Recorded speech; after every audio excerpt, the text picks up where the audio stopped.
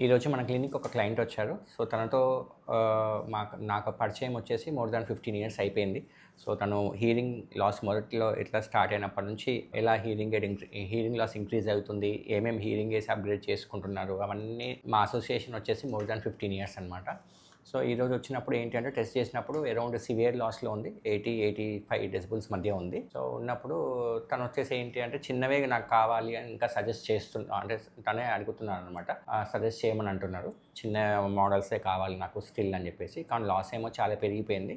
So, మరి completely in the canal కాకుండా మనకు ITC and ITE in the canal కానీ ఇన్ ద ఇయర్ కానీ మోడల్స్ సూట్ అవుతుంది సార్. అండ్ ఇంకోటి ది బెస్ట్ ఆప్షన్ ఏంటంటే రీఛార్జబుల్ ఆప్షన్స్ ఉన్నాయి దాంట్లో చెప్పడం జరిగింది.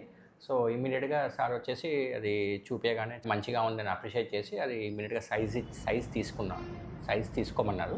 సో, నేను సైజ్ తీసుకొని మీకు చూపిస్తాను ఎలా సైజ్ తీసుకున్నాను ఏంటి అనేది కూడా మీకు చూపిస్తాను. సో, మామూలుగా మనకు సైజ్ తీసుకుంటే ఇలా వస్తుందన్నమాట. సో, మీకు ఇక్కడ కనిపిస్తుంది కదా. సో, ఇది వచ్చేసి రైట్, ఇది వచ్చేసి లెఫ్ట్. సో, ఈ ఇంప్రెషన్స్ వచ్చేసి ఏంటి అంటే మనం కంపెనీకి పంపించాలి. కంపెనీకి పంపిస్తే తన సార్ యొక్క ఇయర్ కెనాల్ సైజ్ ప్రకారం మనకు హీరింగ్ ఎయిడ్ మనకు తయారై వస్తుంది విత్ రీఛార్జబుల్ కేసు.